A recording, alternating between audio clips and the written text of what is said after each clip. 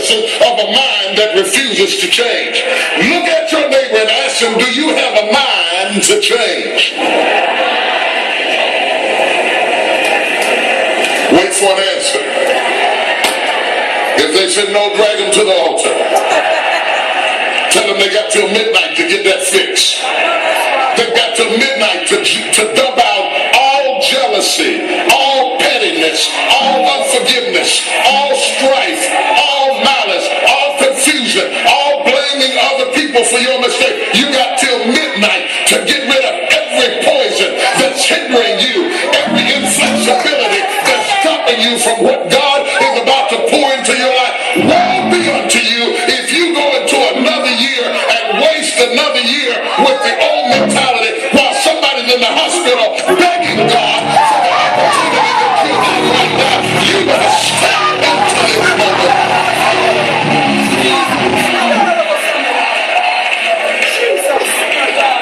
Lay your hands on your head and say, give me a new mind.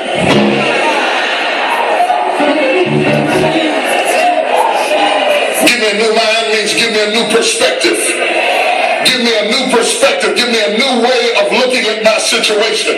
Give me a new way of looking at my circumstances. Get my mind ready for this year, because when I get this year, there's going to be blessings. There's going to be miracles. There's going to be opportunities. Oh yes, there's going to be some struggles. There's going to be some challenges. There's going to be some tests. But even the struggles are an opportunity for me to show off the victory if my mind can handle the change.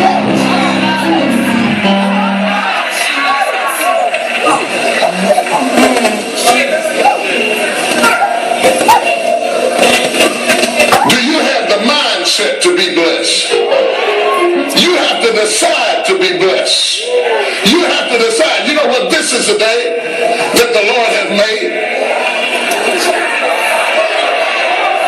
I will rejoice and be glad. I will rejoice. I, as an act of my will, I've decided I'm going to rejoice. I made up my mind. I'm going to be happy. I made up my mind. I'm going to enjoy. I just hope